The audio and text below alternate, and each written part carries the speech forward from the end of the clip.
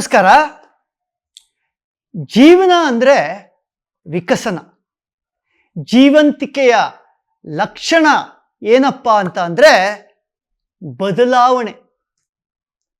ನಾವು ದಿನದಿಂದ ದಿನಕ್ಕೆ ಬೌದ್ಧಿಕವಾಗಿ ವಿಕಸನ ಹೊಂದುತ್ತಾ ಇರೋದು ಮತ್ತು ನಮ್ಮ ಅಭಿಪ್ರಾಯಗಳು ನಿನ್ನೆಗಿಂತ ಇವತ್ತು ಉತ್ತಮವಾಗಿರೋದು, ಬೆಟರ್ ಆಗಿರೋದು, ಚೆನ್ನಾಗಿರೋದು, ಮೋರ್ ಎಜುಕೇಟೆಡ್ ಇನ್ಫಾರ್ಮ್ಡ್ ಒಪಿನಿಯನ್ಗಳು ನಮ್ಮ ಜೀವನಕ್ಕೆ ಹರಿದು ಬರ್ತಾ ಇರೋದು. ಇದರ ಒಂದು ಸಿಂಬಲ್ ಏನಪ್ಪ ಅಂತಂದರೆ, ನಾನು ಯಾವಾಗಲೂ 1 ವರ್ಷದ ಹಿಂದೆನೋ 2 ವರ್ಷದ ಹಿಂದೆನೋ ಬರೆದಂಥ ಲೇಖನನೋ ಮಾಡಿದಂಥ ವಿಡಿಯೋನೋ ನನಗೆ ಇದೇನಪ್ಪ ಇದು ಇಷ್ಟು ಪೆದ್ದಾಗಿದೆ ಅಂತ ಅನ್ನಿಸ್ಬೇಕು. ನಾನು ಯಾರೊಂದಿಗೋ ಕಳೆದ 5 ವರ್ಷದಲ್ಲೋ 10 ವರ್ಷದಲ್ಲೋ ಆಡಿದಂಥ ಮಾತು ನನಗೆ ಅದು ಸರಿ ಇರಲಿಲ್ಲ ಅಂತ ಅನ್ನಿಸ್ಬೇಕು. ಹೊಸ ಅಭಿಪ್ರಾಯ ಮೂಡಬೇಕು ಮತ್ತು ಅದನ್ನು ವ್ಯಕ್ತಪಡಿಸೋದಕ್ಕೆ ಹಿಂಜರಿಕೆ ಇಲ್ಲದೆ ಇರುವಂತಹ ವಿಕಸಿತವಾದ ಮನಸ್ಥಿತಿ ಇರಬೇಕು. ಯೋಚಿಸಿ ನೋಡಿ, ಇವತ್ತು ಹೀಗಾಗ್ತಾ ಇದೆಯಾ?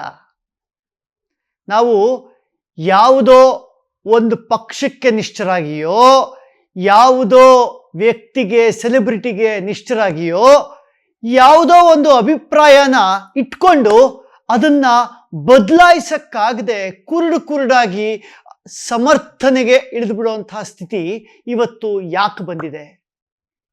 ಇವತ್ತು ನಮಗೆ ಅಭಿಪ್ರಾಯಗಳನ್ನು ಬದಲಾಯಿಸ್ಕೊಳ್ಳೋದಕ್ಕೆ ಆಗದೇ ಇರೋದಕ್ಕೆ ಇರುವಂತಹ ದೊಡ್ಡ ಕಾರಣ, ದೊಡ್ಡ ತಡೆಗೋಡೆ ಏನು? ಸಾಮಾಜಿಕ ಮಾಧ್ಯಮಗಳು. ಇದೇನಿದು ಅನಿಷ್ಟಕ್ಕೆಲ್ಲ ಶನೀಶ್ವರನೇ ಕಾರಣ ಅಂತ ಅಂದ ಹಾಗೆ ಸಾಮಾಜಿಕ ಮಾಧ್ಯಮಗಳನ್ನು ಎಲ್ಲದಕ್ಕೂ ದೂಷಿಸೋದು ಚಾಳಿ ಆಗ್ಬಿಟ್ಟಿದೆಯಲ್ಲ. ಯಾಕೆ ಸಾಮಾಜಿಕ ಮಾಧ್ಯಮಗಳು ನಾವು ಅಭಿಪ್ರಾಯ ಬದಲಾಯಿಸ್ಕೊಳ್ಳೋದನ್ನ ತಡೀತಾ ಇವೆ? ಅವುಗಳ ಪಾತ್ರ ಏನು ಅದರಲ್ಲಿ? ಒಂದು ಸ್ವಲ್ಪ ವಿವರಿಸ್ತೀನಿ. ಮೊದಲನೇದಾಗಿ, ಸಾಮಾಜಿಕ ಮಾಧ್ಯಮಗಳಲ್ಲಿ ನಾವು ಏನೋ ಒಂದು ವಿಷಯಕ್ಕೆ ಒಂದು ಕಾಮೆಂಟ್ ಆಗಿ ನಮ್ಮ ಅಭಿಪ್ರಾಯವನ್ನು ಇಲ್ಲಿ ಸಿಂಗಲ್ ಕೋಟ್ಸಲ್ಲಿ ಯಾಕೆ ಹಾಕ್ತಾ ಇದ್ದೀನಿ ಅಂತ ಅಂದರೆ, ಅದು ನಿಜವಾದ ಅರ್ಥದಲ್ಲಿ ಅಭಿಪ್ರಾಯ ಆಗಿರೋದಿಲ್ಲ. ಆ ಕ್ಷಣಕ್ಕೆ ನಮಗೇನು ಅನಿಸುತ್ತೋ ಅದಾಗಿರುತ್ತೆ. ಅಭಿಪ್ರಾಯ is always a considered opinion ಅಂತ ಅಂದರೆ ಇದರ ಪಾಸಿಟಿವ್ ನೆಗೆಟಿವ್ಗಳನ್ನು, ಸಕಾರಾತ್ಮಕ ನಕಾರಾತ್ಮಕ ಅಂಶಗಳನ್ನು ನಾವು ತುಲನೆಗೆ ಇಟ್ಟು ಯೋಚಿಸಿ ವ್ಯವಧಾನದಿಂದ ಅಂತರ್ಗತವಾಗಿಸ್ಕೊಂಡು ಆಮೇಲೆ ನಿಧಾನವಾಗಿ ಹೊರಹೊಮ್ಮುವಂಥದ್ದು ಅಭಿಪ್ರಾಯ. ಆದರೆ ಈ ಹೊತ್ತು ಇನ್ಸ್ಟೆಂಟ್ ಆಗಿ ಯಾವುದೋ ಒಂದು ವಿಷಯಕ್ಕೆ ನಾವು ಟಕ್ ಅಂತ ನಾವು ಕೊಡ್ತೀವಲ್ಲ, ಅದು ಅಭಿಪ್ರಾಯ ಆಗಿರೋದಿಲ್ಲ. ಆದರೆ ಸಾಮಾಜಿಕ ಮಾಧ್ಯಮಗಳಲ್ಲಿ ಈ ರೀತಿ ನಾವು ಮಾಡುವಂತಹ ಟಿಪ್ಪಣಿ, ಅದನ್ನು ನಮ್ಮ ಅಭಿಪ್ರಾಯ ಅಂತ ನಾವು ಮಾಡಿಕೊಂಡು ಬಿಟ್ಟಿರ್ತೀವಿ. ಮೊದಲಿಗೆ ಅರ್ಜೆಂಟಾಗಿ ಒಂದು ಕಾಮೆಂಟ್ ಮಾಡಿಬಿಡೋದು, ಆಮೇಲೆ ಅದನ್ನು ಸಮರ್ಥಿಸ್ಕೊಳ್ಳೋದಕ್ಕೆ ಅಂತ ಒದ್ದಾಡ್ತಾ ಇರೋದು. ಅಂತಹ ಪರಿಸ್ಥಿತಿ ಈ ಹೊತ್ತು ನಾವು ಈ ಕಾಮೆಂಟ್, ಒಪಿನಿಯನ್ ಆ್ಯಂಡ್ ಕೌಂಟರ್ ಒಪಿನಿಯನ್ಗಳ ಯುಗದಲ್ಲಿ ಅದರ ಒಳಸುಳಿಗಳಲ್ಲಿ ಸಿಕ್ಕಾಕೊಂಡ್ಬಿಟ್ಟಿದ್ದೀವಿ ಅಂತ ಅನ್ಸುತ್ತೆ. ಒಂದು ಸಾರಿ ನಾವು ಹೇಳಿದ್ದನ್ನು ವಾಪಸ್ ತಗೊಳಕ್ ಆಗದೆ ಒದ್ದಾಡ್ತೀವಿ. ಮತ್ತು ಅದು ಯಾವ ಪರಾಕಾಷ್ಠೆಗೆ ಹೋದರೂ, ಆ ಸೆಲೆಬ್ರಿಟಿ ಎಷ್ಟು ಕೆಟ್ಟು ಹೋದ್ರು, ಅಥವಾ ನಾವು ಸಮರ್ಥಿಸ್ಕೊಂಡಂತಹ ಪಕ್ಷವೋ ರಾಜಕೀಯ ನಿಲುವೋ ಮತ್ತೊಂದೋ ಅದು ಎಷ್ಟೇ ಹದಗೆಟ್ಟಿದ್ರು, ಅದೆಷ್ಟೇ ಸೊಸೈಟಿಗೆ ಡೆಟ್ರಿಮೆಂಟಲ್ ಆಗಿದ್ರೂ ಅದನ್ನು ಸಮರ್ಥಿಸ್ಕೊಳ್ಳೋದಕ್ಕೆ ಒದ್ದಾಡ್ತಾ ಇರುವಂಥ ಪರಿಸ್ಥಿತಿಗೆ ಬಿದ್ದುಬಿಡ್ತೀವಿ. ಇದೇನಿದು? ಈ ಪರಿಸ್ಥಿತಿ ಮುಂಚೆನೂ ಇತ್ತಲ್ವಾ? ಯಾವುದೋ ಒಂದು ವಿಷಯಕ್ಕೆ ಯಾರೋ ನಿಮ್ಗೇನು ಅನಿಸುತ್ತೆ ಅಂತ ಕೇಳಿದಾಗ ನಾವು ಹೇಳ್ತಾ ಇದ್ವಿ ನಮ್ಮ ಫಸ್ಟ್ ಸರ್ಕಲ್ಗಳಲ್ಲಿ, ಮತ್ತು ಅದನ್ನು ನಾವು ಜಸ್ಟಿಫೈ ಮಾಡ್ಕೋಬೇಕಾಗ್ತಿತ್ತಲ್ವಾ ಓವರ್ ದಿ ಇಯರ್ಸ್. ನಿಜ ಅದಿತ್ತು. ಆದರೆ ನಾನು ಹೇಳಿದ್ನಲ್ಲ, ಅದು ನಮ್ಮ ಫಸ್ಟ್ ಸರ್ಕಲ್ಗಳಲ್ಲಿ ಇರ್ತಾ ಇದ್ದಿದ್ದರಿಂದ ನಾವು ಯಾವ ವ್ಯಕ್ತಿಗಳೊಡನೆ ನಮ್ಮ ಅಭಿಪ್ರಾಯಗಳನ್ನು ಹಂಚಿಕೊಂಡಿದ್ವೋ ಅವರ ಬಳಿ ನಮಗೆ ಎಕ್ಸ್ಪ್ಲೇನ್ ಮಾಡೋಂತಹ ಅವಕಾಶ ಇದ್ದಿದ್ದರಿಂದ ನೋಡಿ, ಈ ಕಾರಣಕ್ಕೆ ನನಗೆ ಹಿಂಗೆ ಅನಿಸಿತ್ತು ಅವತ್ತು. ಆದರೆ ಇವತ್ತು I have thought about it and ನನಗೆ ಬೇರೆ ಥರ ಅನ್ನಿಸ್ತಾ ಇದೆ ಅಂತ ಹೇಳೋವಂಥ ಅವಕಾಶ ಇದ್ದಿದ್ದರಿಂದ ನಾವು ಒಮ್ಮೆ ತಳೆದ ನಿಲುವಿಗೆ ಜೀವನ ಪೂರ್ತಿ ಭದ್ರಾಗಿರ್ಬೇಕಾಗೇನು ಇರಲಿಲ್ಲ.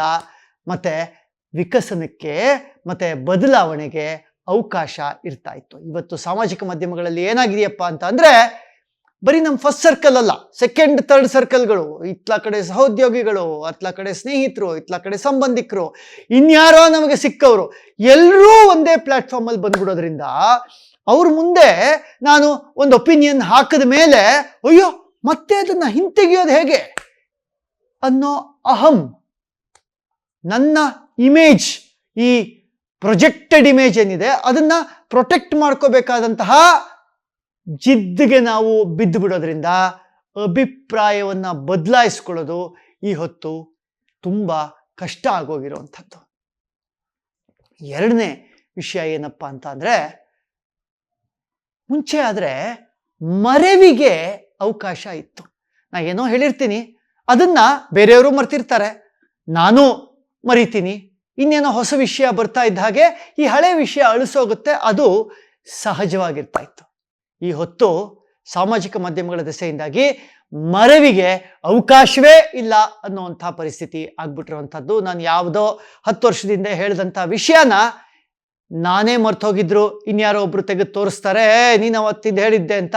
ಸೊ ನಾನು ಅದು ಹೇಳಿದ್ನಲ್ಲ, ಇವತ್ತು ಅದಕ್ಕೆ ತದ್ವಿರುದ್ಧವಾದನ್ನು ಹೇಗೆ ಹೇಳಲಿ ಅನ್ನೋಂಥ ಇರಿಸುಮುರುಸಿಗೆ ಬಿದ್ದು ಒದ್ದಾಡುವಂಥ ಪರಿಸ್ಥಿತಿ.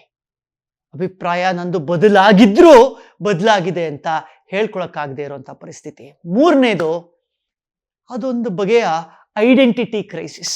ಐಡೆಂಟಿಟಿ ಕ್ರೈಸಿಸ್ ಅಂತ ಯಾಕೆ ಹೇಳ್ತೀನಿ ಅಂತ ಅಂದರೆ, ಹೆಚ್ಚು ಜನರಿಗೆ ಯಾವುದೋ ಅವರು ತಡೆದಿರ್ತಕ್ಕಂಥ ರಾಜಕೀಯ ನಿಲುವೋ, ಅವ್ರು ಇಷ್ಟಪಟ್ಟಿರ್ತಕ್ಕಂಥ ಯಾರ್ದೋ ಸೆಲೆಬ್ರಿಟಿನೋ, ಇನ್ನೊಬ್ಬ ನಾಯಕರೋ, ಪಾಲಿಟಿಷಿಯನೋ, ಮತ್ತೊಬ್ಬರೋ, ಅದಷ್ಟನ್ನ ಬಿಟ್ಟು ಮಿಕ್ಕ ಯಾವ ವಿಷಯವನ್ನು ಅವರು ಸಾಮಾಜಿಕ ಮಾಧ್ಯಮಗಳಲ್ಲಿ ಡಿಸ್ಕಸ್ ಮಾಡೋ ಅಂತಹ ಸ್ಥಿತಿಯಲ್ಲಿ ಇಲ್ಲದೆ ಇರೋದು ಅಂತ ಅಂದರೆ, ಹೊಸ ವಿಷಯಗಳಿಗೆ ಅವರು ತೆರೆದುಕೊಂಡಿಲ್ಲದೆ ಇರೋವಂಥದ್ದು.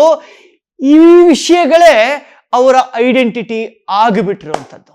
ಸೊ ಈಗ ಅದೇ ನನ್ನ ಐಡೆಂಟಿಟಿ ಅಂತ ನನಗೆ ಗೊತ್ತಿದ್ದೋ ಗೊತ್ತಿಲ್ಲದೇನೇನೋ ಅದೇ ನನ್ನ ರ್ಯಾಪರ್ ಆಗಿಬಿಟ್ಟಿರುವಂಥ ಸಂದರ್ಭದಲ್ಲಿ ನಾನು ಏನು ಮಾಡ್ತೀನಿ, ಅದನ್ನು ಕಾಯ್ದುಕೊಳ್ಳೋದಕ್ಕೆ, ಅದನ್ನು ಪ್ರೊಟೆಕ್ಟ್ ಮಾಡ್ಕೊಳ್ಳೋದಕ್ಕೆ ಒದ್ದಾಡ್ತೀನಿ. ಜೊತೆಗೆ that's the only common connection that I have with a lot of others who believe in similar things or who oppose those things. Oppose ಮಾಡೋರಿಗೆ ನಾನು ಉತ್ತರ ಹೇಳಬೇಕಾಗಿದೆ, ಅದನ್ನು ನಾನು ನನ್ನ ಮೇಲೆ ಹೇಳ್ಕೊಂಡ್ಬಿಟ್ಟಿದ್ದೀನಿ ಆ ಜವಾಬ್ದಾರಿ ಅಂತ. ಸಪೋರ್ಟ್ ಮಾಡ್ತಾ ಇರೋರಿಗೆ ನಾನು ಕೂಡ ನೋಡಪ್ಪ ಇದ್ರ ಕಡೆ ನಿಂತಿರುವಂತಹ ಒಬ್ಬ ಕಟ್ಟಾಳು ಅಂತ ಅನ್ನೋದನ್ನ ತೋರಿಸ್ಕೊಳ್ಬೇಕಾಗಿದೆ. ಸೊ ಈ ಎಲ್ಲ ಸಂಕಷ್ಟಗಳಿಗೆ ಸಿಲುಕಿ ನನ್ನ ಐಡೆಂಟಿಟಿನೇ ಇದು ಅಂತ ಮಾಡ್ಕೊಂಡ್ಬಿಟ್ಟು ಅದನ್ನು ಪ್ರೊಟೆಕ್ಟ್ ಮಾಡ್ಕೊಳ್ಳೋದಕ್ಕೆ ಒದ್ದಾಡುವಂಥ ಪರಿಸ್ಥಿತಿಯನ್ನು ಈ ಹೊತ್ತಿನ ಸಾಮಾಜಿಕ ಮಾಧ್ಯಮಗಳು ತಂದೊಡ್ಡಿವೆ. ಮತ್ತು ಅದರ ವಿಸ್ತರಣೆನೇ ನಾವು ಜೀವನದಲ್ಲಿ, ನಿಜ ಜೀವನದಲ್ಲಿ ನಾವು ಮಾಡುವಂಥ ಡಿಸ್ಕಷನ್ಗಳಲ್ಲೂ ನೋಡ್ತೀವಿ. ನಾನೊಂದು ಮಾತು ಹೇಳಿದ್ರೆ ಅದನ್ನು ಹಿಂದಕ್ಕೆ ತೆಗಿಯೋಂಗಿಲ್ಲ. ನಾಳೆ ದಿವಸ ನನ್ನ ಅಭಿಪ್ರಾಯ ಬದಲಾದ್ರೂ ಅದನ್ನು ನಾನು ಬಿತ್ತರಿಸೋ ಹಾಗಿಲ್ಲ. ಯಾಕಪ್ಪ ಅಂತ ಅಂದರೆ, ಇದು ಆಷಾಢಭೂತಿತನ ಅಂತಾನೋ, ಇವ್ ನೋಡಪ್ಪ ಇವನು ಗೋಸಂಬೆ ಅಂತಾನೋ, ಕೆಮಿಲಿಯನ್ ಅಂತಾನೋ ಆಗ್ಬಿಡುವಂಥ ಸಾಧ್ಯತೆ ಇರೋದ್ರಿಂದ ನಾವು ಈ ಹೊತ್ತು ಒಂದು ಸಮಾಜವಾಗಿ, ಆ್ಯಸ್ ಎಜುಕೇಟೆಡ್ ಸಿವಿಲ್ ಸೊಸೈಟಿ, ಸುಶಿಕ್ಷಿತ ನಾಗರಿಕ ಸಮಾಜವಾಗಿ ನಾವು ಏನನ್ನು ಯೋಚಿಸಿ ಅಂತರ್ಗತ ಮಾಡ್ಕೊಳ್ಬೇಕಾಗಿದೆಯಪ್ಪ ಅಂತ ಅಂದರೆ, it is okay to have a different opinion. It is okay to have a better opinion. It is okay to have a more considered opinion tomorrow. ಹೊಸದೇನೋ ವಿಷಯಗಳು ಹರಿದು ಬರ್ತಾ ಇರುತ್ತವೆ, ಅದನ್ನು ನಾನು ಅರ್ಥ ಮಾಡಿಕೊಂಡು, ಅಂತರ್ಗತವಾಗಿಸ್ಕೊಂಡು, ಅಸಿಮಿಲೇಟ್ ಮಾಡಿಕೊಂಡು, ನಾಳೆ ದಿವಸ ನನ್ನ ಅಭಿಪ್ರಾಯ ಬದಲಾದರೆ, ನಾಳೆ ದಿವಸ ನಾನು ತಳೆದಂಥ ನಿಲುವು ಬೇರೆ ಆದರೆ ಪರವಾಗಿಲ್ಲ ಅನ್ನುವಂಥದ್ದನ್ನು ನಾವಿವತ್ತು ಸಾಮಾಜಿಕ ಮಾಧ್ಯಮಗಳ ಮುಖೇನವೇ ಬಿತ್ತರಿಸಬೇಕಾಗಿದೆ. ಸಮೂಹ ಮಾಧ್ಯಮಗಳ ಮೂಲಕವೂ ಇದು ಸಮಾಜದಲ್ಲಿ ಇಳಿಯಬೇಕಾಗಿದೆ. ಲೀಡ್ ತಗೋಬೇಕಾಗಿರೋದು ನಾ ಈಗಾಗಲೇ ಹೇಳಿದ ಹಾಗೆ ಸುಶಿಕ್ಷಿತ ನಾಗರಿಕ ಸಮಾಜ. ನಿಧಾನವಾಗಿ ಅದು ಕೆಳಗಿಳಿತಾ ಎಲ್ಲರಿಗೂ ಪಸರಿಸುತ್ತೆ ಅಂತ. ಹೊಸದಕ್ಕೆ ತೆರೆದುಕೊಳ್ಳೋಣ, ನಮ್ಮ ಅಭಿಪ್ರಾಯಗಳ ಗುಲಾಮರಾಗೋದು ಬೇಡ ಅಂತ ಹೇಳ್ತಾ ಧನ್ಯವಾದಗಳು. ಅನುಕ್ಷಣದ ಸುದ್ದಿಗಳಿಗಾಗಿ ವಿಸ್ತಾರ ನ್ಯೂಸ್ ಯೂಟ್ಯೂಬ್ ಚಾನೆಲ್ ಸಬ್ಸ್ಕ್ರೈಬ್ ಮಾಡಿ. ಹೊಸ ಸುದ್ದಿಗಳ ನೋಟಿಫಿಕೇಶನ್ಗಾಗಿ ಬೆಲ್ ಐಕಾನ್ ಕ್ಲಿಕ್ ಮಾಡಿ. ಲೇಟೆಸ್ಟ್ ಅಪ್ಡೇಟ್ಸ್ಗಾಗಿ www.vistaranews.com ವೆಬ್ಸೈಟ್ಗೆ ವಿಸಿಟ್ ಮಾಡಿ. ಅಂಗೈಯಲ್ಲೇ ಜಗತ್ತಿನ ಸುದ್ದಿ ತಿಳಿಯಲು ವಿಸ್ತಾರ ನ್ಯೂಸ್ ಕನ್ನಡ ಆಪ್ ಡೌನ್ಲೋಡ್ ಮಾಡಿ.